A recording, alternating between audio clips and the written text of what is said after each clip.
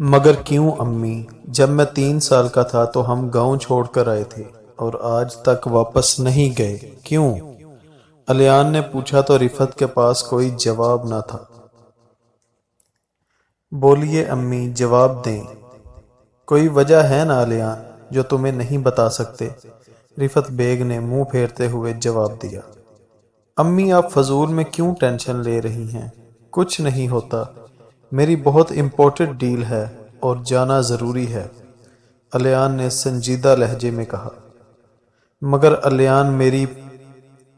ارے کیا ہوا رفت صاحبہ، اب وہ اتنا کہہ رہے ہیں تو چل دیتے ہیں، انور نے اندر آتے ہوئے کہا۔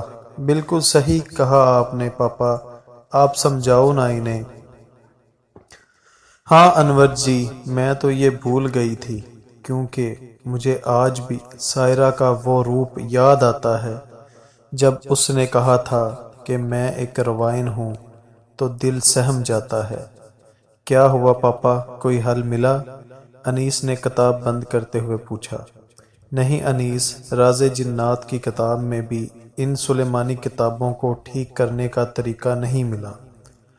حبیب نے بھی لمبا سانس لیتے ہوئے کتاب بند کر دی۔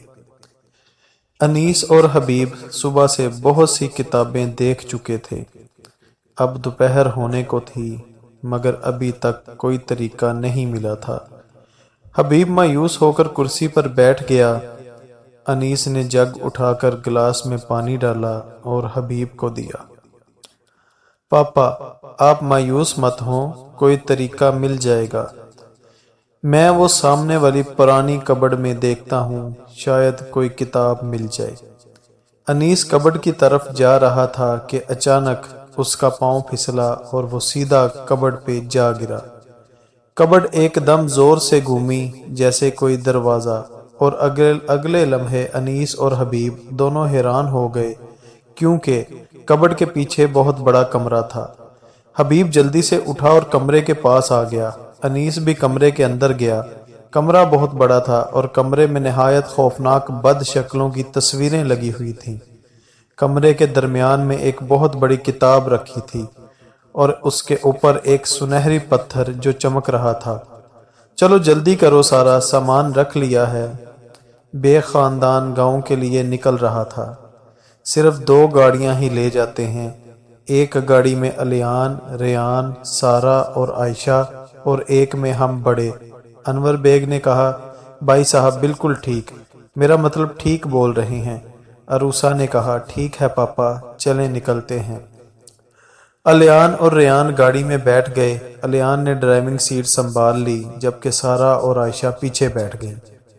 انور لوگوں کی گاڑی آگے تھی۔ بھائی آپ کو کیا لگتا ہے ہماری حویلی کوئی پرانے بادشاہوں کی حویلی ہوگی یا ماڈرن ٹائپ؟ سارا نے الیان کو کہا۔ آئی تھنک تھوڑی بادشاہوں ٹائپ کی، آخر ہمارے دادا پر دادا کے زمانے کی حویلی ہے، وہ الیان نے جواب دیا۔ خیر جیسی بھی ہو، ہمیں وہاں صرف انجوائے کرنا ہے اور کچھ نہیں، ریان نے کہا۔ گاڑی اب گاؤں کے راستے پہ چل دی تھی۔ سڑک کے دونوں طرف بس بہت بڑا جنگل تھا۔ ارے بھائی کوئی اچھا سا گانا چلا دو، سفر کو تھوڑا انجوائے کرو، اب کی بار عائشہ نے کہا۔ الیان نے میوزک آن کر دیا۔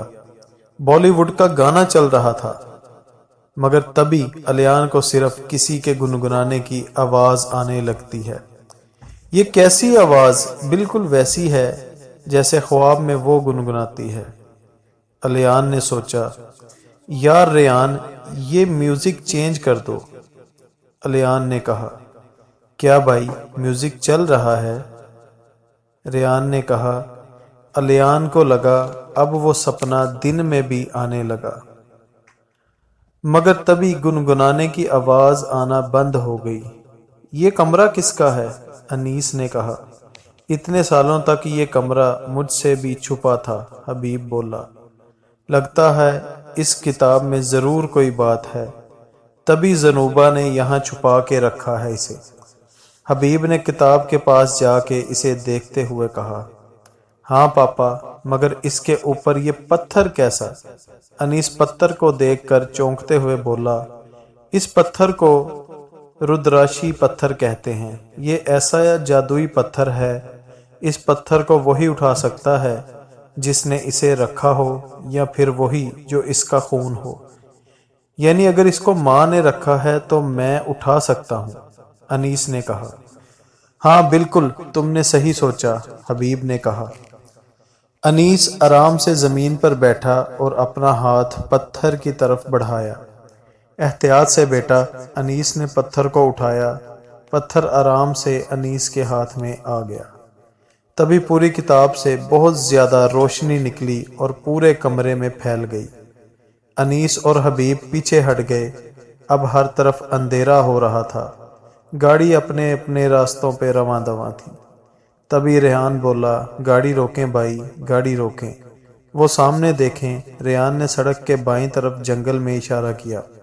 वाह यार, इतनी बड़ी गार, वो भी ऐसे जैसे बहुत से पत्थरों से बनाई गई हो, क्योंकि यहाँ कोई पहाड़ तो है नहीं।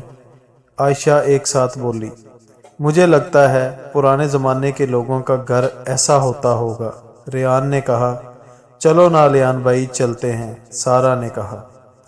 अलियान अभी भी गार को गौर से देख रहा था, जैसे कुछ याद करने की कोशिश कर रहा हो।